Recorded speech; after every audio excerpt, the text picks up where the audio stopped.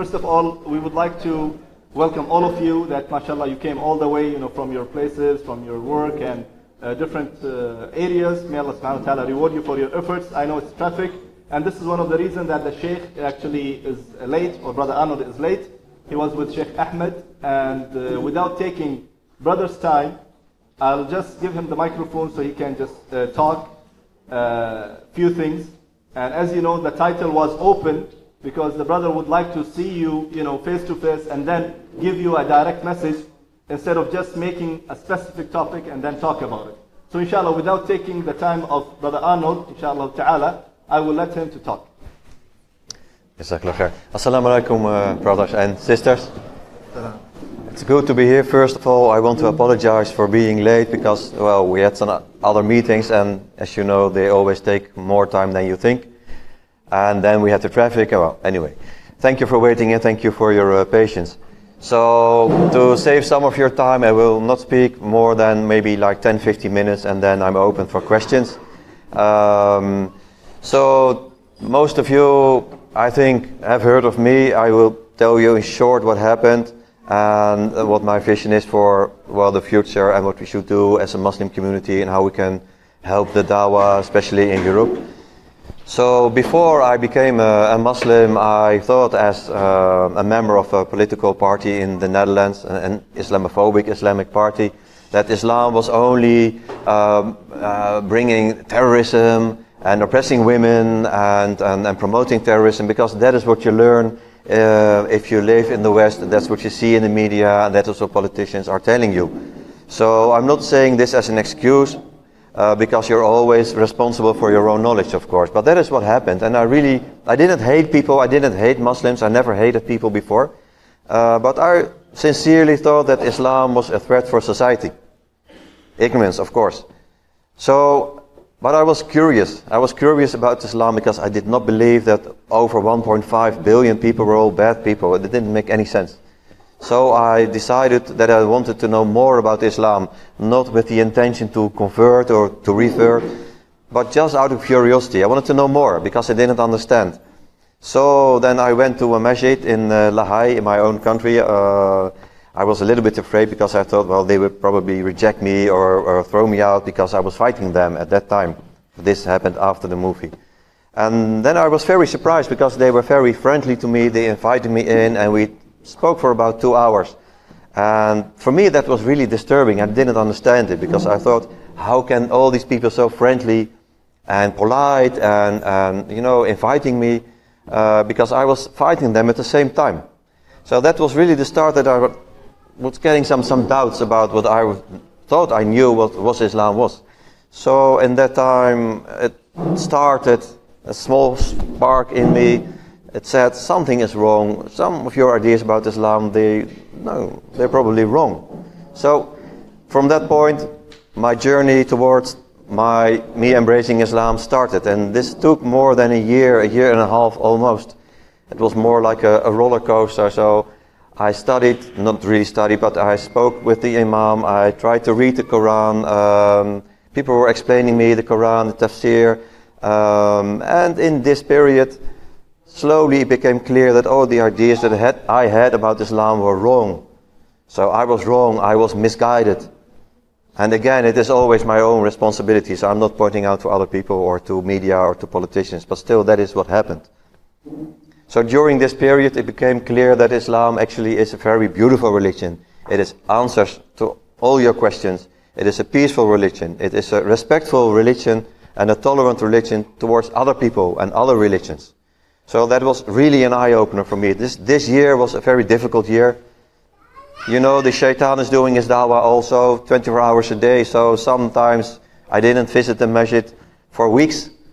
Sometimes I was there 2, 3, 4 times a day. So it was like a roller coaster again. But during this period, I felt that this is a beautiful religion and it fits me. It fits me. So at the end, to make short, it would have taken maybe like 12, 14 months. So I embraced Islam and I said the Shahada, Alhamdulillah. So from that point, I felt that I have to make something good because I was also responsible for some of the climate of hate that is created in Western Europe, in the Netherlands, towards Islam, towards Muslims. So I felt the moral and ethic obligation to do something about it, to do something to repair the image of Islam. So from that point, my life is 100% being a Muslim, trying to give a good example, is trying to do dawah, setting up projects. And I was lucky that I met brother Sheikh Shahzad from the Canadian Dawah Association.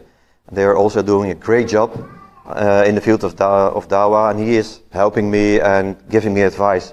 So he is one of the reasons that I'm here. So from that point I thought I have to do something. I have to tell people about Islam.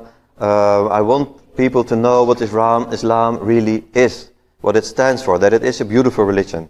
That if you are a Muslim, you are not a threat, you are not a danger for society, you are not a terrorist. And I'm also telling Muslims, because some of the Muslims in Western Europe, they're always pointing out to others, pointing out to society, they're all behaving, not all of them, but a lot of them behave like they are victims. And I always tell people, no, you should be proud of being a Muslim. Don't be shy, don't ignore to other people that you are a Muslim. Be proud of your Muslim identity. And make sure that you are contributing to society in a positive way. So Islam is not a threat. Islam is also for non-Muslims something that they can benefit of. You don't have to be a Muslim to accept Islam, Islam as a religion, or understand that Islam can also help you, even if you're not a Muslim. So we should also give the message to others that we are not some kind of superior people. Of course, we all want other people to become Muslim, but we as Muslims, we have to give the example towards other people that that Islam is a peaceful and tolerant religion. Unfortunately, we as a Muslim community, as an ummah, we are not always giving the right example, because we are divided, and that is why we are weak. And that is why Islamophobia is growing all over the world, because there is a war going on against Islam. That is a fact. It's a soft war, but it's going on, and it can be successful. It is successful because we are weak as a community. So we must give the right example, much better than we do it right now. And that is, again, we have to work together. We have to put aside our differences. So only then we can face this injustice and this Islamophobia that is growing all over the world, especially in Western Europe. So it's very good to be here to see you, and I'm also very glad to see that most of you are young, so you are the possible future leaders. So inshallah you will also be very successful in the field of dawah in Muslim countries, but inshallah also all over the world, especially in Western Europe, because we need you. We need people that are giving the right example. We need people that show that Islam is a peaceful religion. So we don't need people that are shouting and threatening other people. So that is not what Islam stands for. At the moment in Western Europe we have basically two problems if it's about Islam. Of course we have radicalization, like IS and Daesh, which is of course something very bad. That is not what Islam stands for. This is not the example we have to give. But there is another danger, and it is even the same danger. That is the so-called Islam light, or Western Islam, or moderate Islam, or whatever you call it. And they mean by that it's the agenda of some of the Western politicians and the media. You are a good Muslim if you start drinking alcohol, you go to the bar, you don't pray 5 times a day, you don't go to the masjid, you don't read the Quran, because then they say, you're a good Muslim. You're a good Muslim. And unfortunately, a lot of our youngsters, they believe that. So they are, telling people, no, I'm not Muslim, no, I don't pray, and, they are shy. That is also a danger, because Islam is the middle way. It's not radical in the way of, IS or Daesh, but it's also not radical in the way of leaving Islam and leaving your Muslim identity. So that is also a very big problem in Western Europe, because we are losing a lot of people. So that is why we started our Dawah project, reaching out especially to the young generation. And I mean young, starting at the age of 12, 13, 14, 15 years old, because that is the age that people are open-minded. They're not brainwashed yet. They are open for information, and they are willing to learn about Islam. Not only non-Muslims, but also a lot of Muslims, born Muslims, that have left Islam. Also another danger that is really growing in Western Europe. And even here, as I understood from my brother. So that is those two problems we have to face. Reaching out to young generation, to the children, that can help solve these problems. And we have to invest in it. We have to invest in Dawah all over the world, especially in Western Europe. Because if we don't do that, Islam will be gone within 20, 30, 40 years from Europe. So that is basically the message. It's a short message. I can understand that a lot of people might have some questions. I'm open for questions. Again, sorry that I'm late, that you have to wait for me. I apologize for that again. So if there are any questions, I'm open for answers. Jazakumullah khair. We will take your questions, as inshallah there's only maybe a minute for the adhan, but we will stay for 10, 15 minutes maximum. Then we inshallah go to the masjid. And just like 2 points I would like to say. First of all, a brother said very interesting thing. He said he was anti-Islamic with one of the political party in Holland. But after what he did, from the movie and the film and whatsoever that he did, and then Allah gave him hidayah. But in between, what happened? He went to the imam. He went to the masjid, the Muslim community. What exactly happened? He was afraid. But how they dealt with him? With, ihtiram, with respect. They gave him all honor and hospitality and everything. And this reminds me, because also he said same thing yesterday.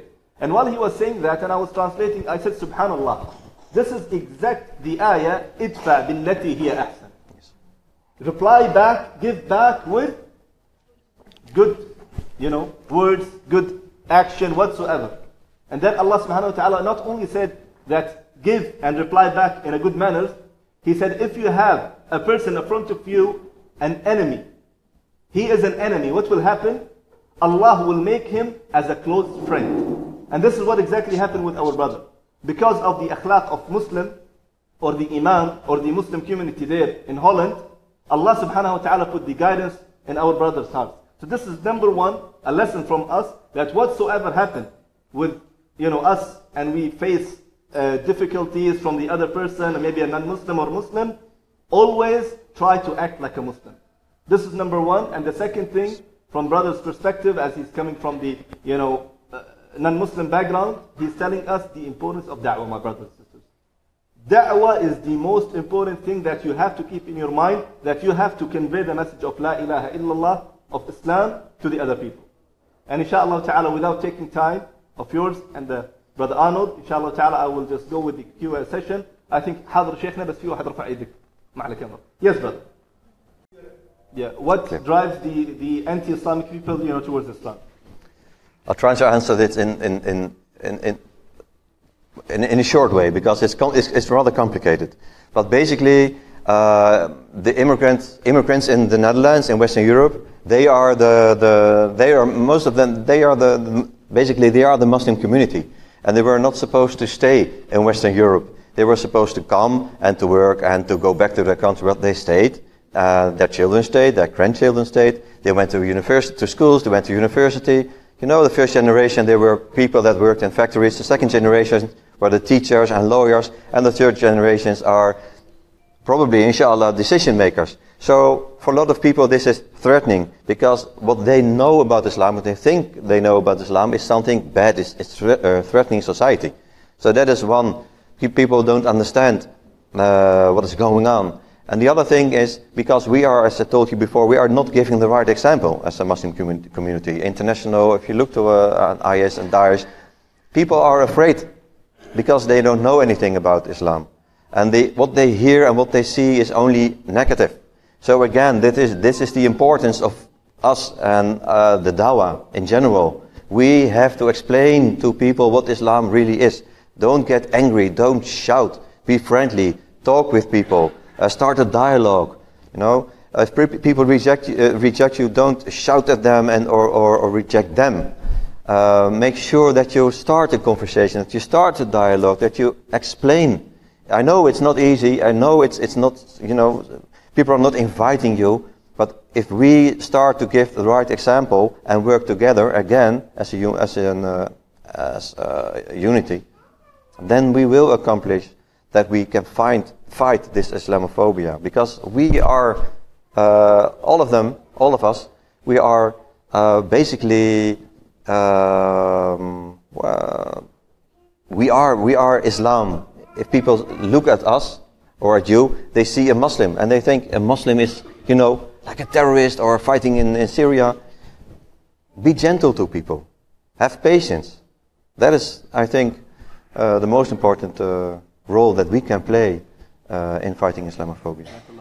I believe if we can take one question for every person, so we will be fair, inshallah ta'ala. So excuse me, Sheikh, you know, I will take only one question from you and then tafadhal, Sheikh. We can talk maybe afterwards if you can repeat the question. Then later, inshallah. Later, inshallah. أول شيء شيخ بعدين inshallah. Jazakallah khair. Thank you very much. It's very important to know that we have support from you and from others. Thank you very much.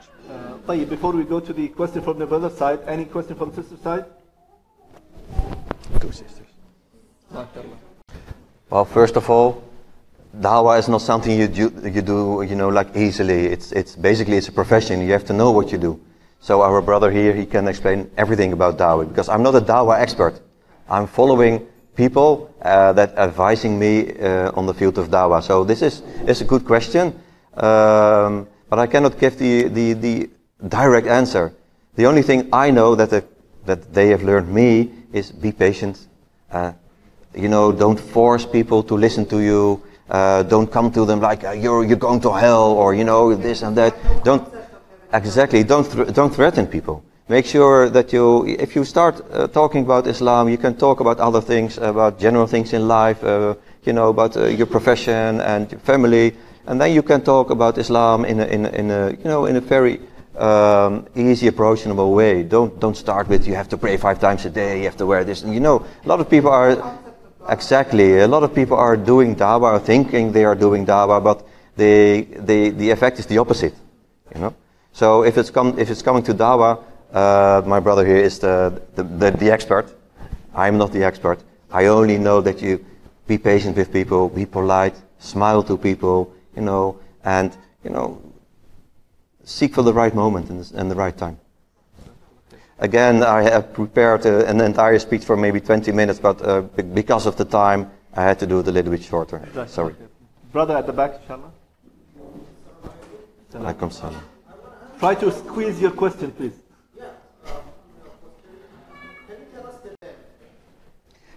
Thank you. The question is, what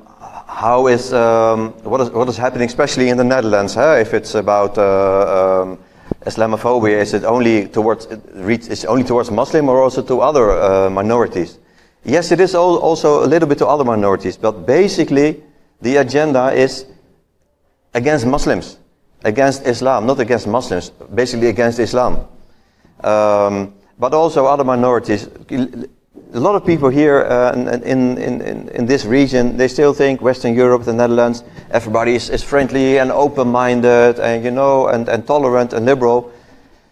Things have changed in the last 20, 30 years. That is not what it is anymore. And we have to face that. We have to be clear about this. I'm not talking about everybody, of course, because I know a lot of friendly, very good and open-minded people, but things have changed. And it is true that 80% of the negativity, if it's about minorities, it's pointing to Muslims, it's pointing to Islam. I told you before, but I think that is the reason. But there are many more reasons, which I don't have the time to explain it now. But yes, if you read the newspapers and you watch television, you see everything about Islam is negative. So yes, also other minorities, but especially Muslims. Thank you. Well, I'm I'm a Muslim now almost 5 years. Alhamdulillah, I became a Muslim. I embraced Islam in March 2013, so almost 5 years ago. In 2 weeks to be exactly. So then we have to celebrate something. I don't know. No, I'm joking. But my life definitely it has changed. Definitely. Before I felt some emptiness, but I didn't know exactly what it was. So I tried to fill it with beautiful vacations, going far away, a beautiful car, a nice house, and everything like that. But that was not the solution. The difference between now is that I don't have these things anymore. I don't care, but my heart now is full, is positive. So, and I feel much stronger and I feel much more happy because now I know that all these things is only, things, money, materialism. It doesn't mean anything for me anymore. So that's also what I'm trying to tell other people. If you feel some emptiness in your heart, don't try to fill it with, for example, alcohol or music or buying a very expensive car or go to whatever you do or buy a very expensive watch or shoes or whatever. That is the message. That is not the solution. That is not the solution. And for me, that is the biggest difference. That's the biggest difference, and it makes me very happy and much more stronger than I thought I can be. Brother. Well, of course, that's a very good question because most of people, if you're not a Muslim, most of them, and so did I when I was not a Muslim, you are afraid of that. You're afraid of that. You're afraid of dying. Dying is something, something terrible. So you want to live here on earth as good as you think you can by, partying and everything, enjoying life, not in the right way, of course, but, because they think if you're dead, that's it, that's over.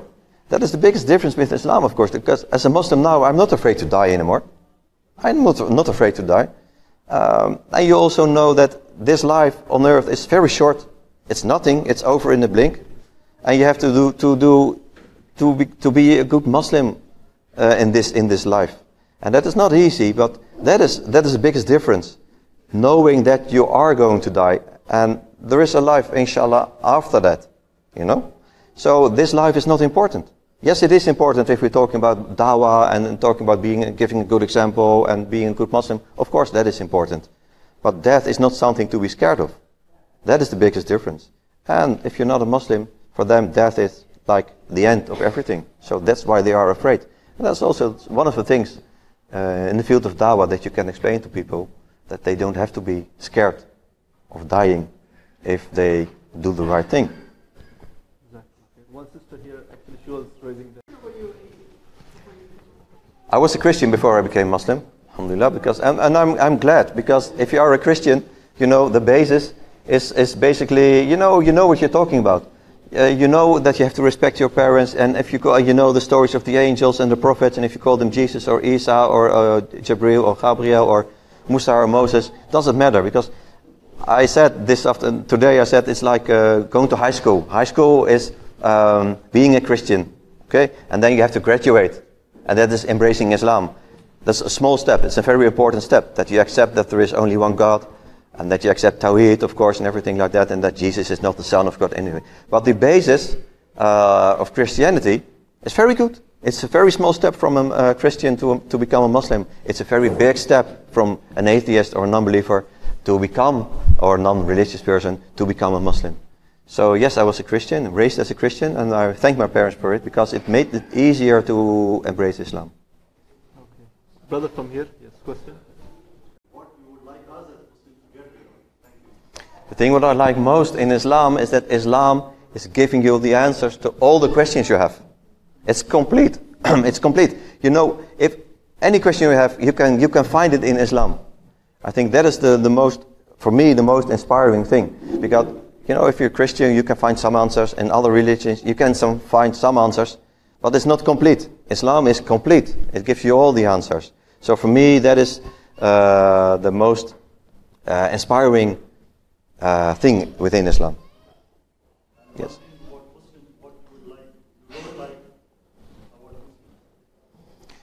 It's what I said before. We must be aware of our responsibility, that we are representing Islam as Muslims. So everything comes with the way we behave. We treat other people, we treat the planet, we treat environment, how we deal with each other. among Muslims, but also towards other people. So we must know that we have a great responsibility as Muslims. So that is, for me, the advice that I can give. Would you like to continue a bit more?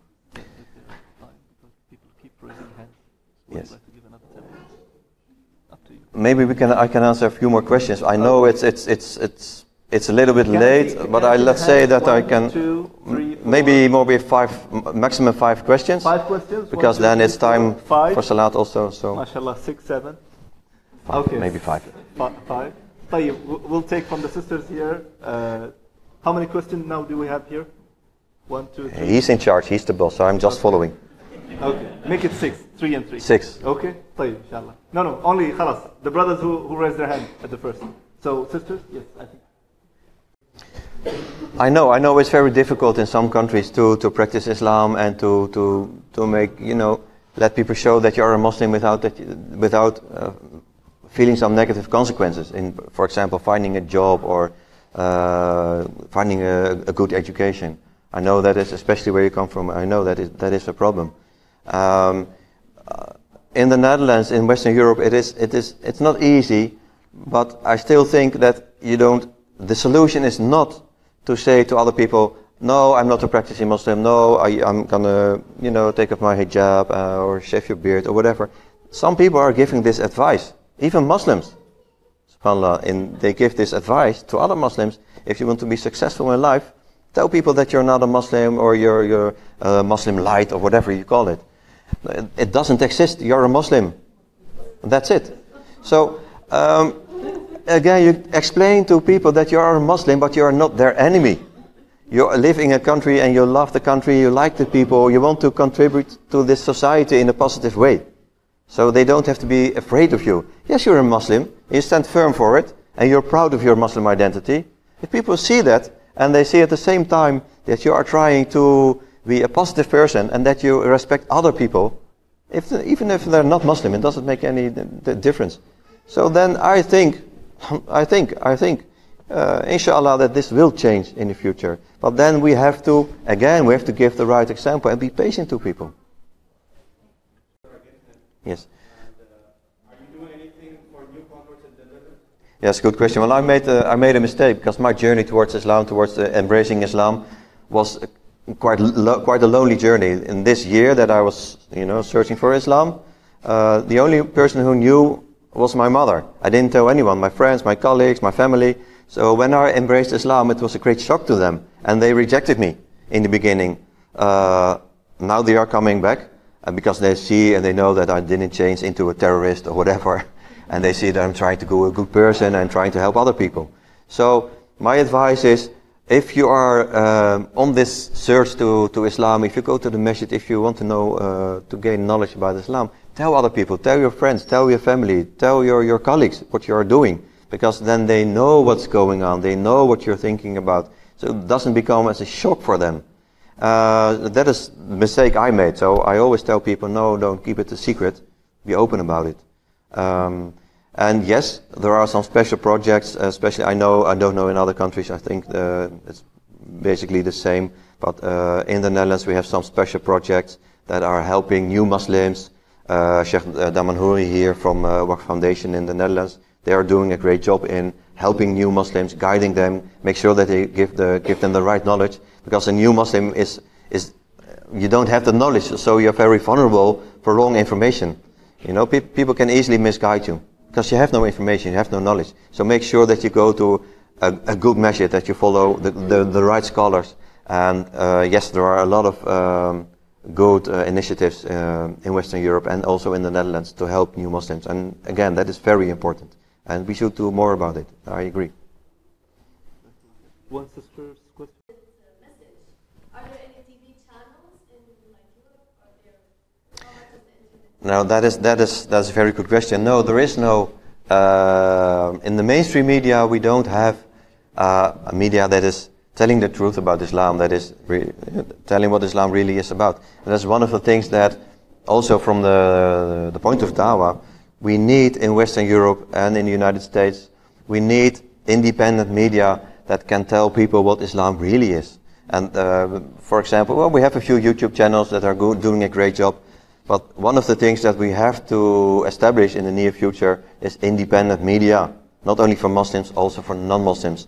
So they know what really is going on, and if something is happening somewhere in the world, that they get the information in a neutral way, and not always automatically from a point of, it's because of Islam, and Islam is terrorism and everything. So it's a good question, and it's one of the things that is very necessary. It's a necessity. It's very necessary. From the brothers?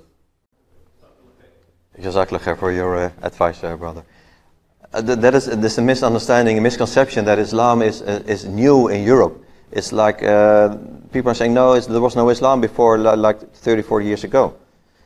We have to remember that there was Islam. We had Islam in Europe, in Western Europe, for over 900 years. In Spain, in Portugal, the Ottoman Empire, in Cordoba. So Islam is not new. Islam is not a threat because we had Islam in the past. So it's not something that is coming from far away and it's a new religion that is trying to overtake Western society. No, we had Islam in the past. And I always explain people that we had Islam in the past, and Islam brought a lot of interesting and good thing in the field of science, poetry, mathematics. A lot of wisdom that we are using now in Western Europe is coming from Islam, is coming from this period that Islam was already in Europe, this 900 years. And later on, of course, and we had the Ottoman Empire as well, until 100 years ago. They were in Bulgaria, they were in Romania, they were in all the way in between the borders of Turkey today and Austria. So Islam is not new. So if you explain people that Islam already existed in Europe, then you can tackle a lot of these misconceptions, and you can explain people that Islam was not a threat then and is not a threat now.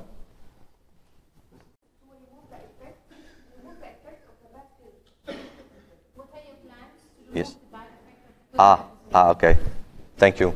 That is cooperating. Very good.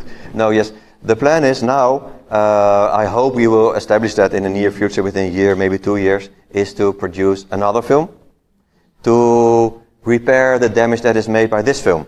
So we want to make a film about the life of the Prophet, peace be upon him, but then explain people what the right message is, the peaceful message is. So we can, inshallah, we can tackle all the negative effects from the last film, from fitna, by telling people in the way of this movie, of this film, the reality, the truth about Islam. So inshallah, that will be accomplished within maybe 1 or 2 years. Yes, will we use them? Because it's taken. Actually, the brother would like to sit, but due to other engagements and meetings, inshallah ta'ala, the brother have to leave. And just in brief, I would like to say that his name is now attached with a label, and this label is very famous in Arabic. That that Muntij al-Musi' lin-Nabi, the producer who abused the Prophet Muhammad sallallahu alaihi wasallam. And it's everywhere. You can see the hashtags. I receive everyday messages that they found him dead, they found him burnt out, they found him into pieces, and he's here, mashallah. But I'm here. So and people keep sending messages. It's really me. Subhanallah. But at the end, I would just like to say, and this is one of the wishes of our brother Arnoud here, that I would like to change this name, that the producer or Arnoud, the one who abused Prophet Muhammad sallallahu alaihi wasallam, into Arnold, the one who loved Prophet Muhammad sallallahu alaihi wasallam. And because of that,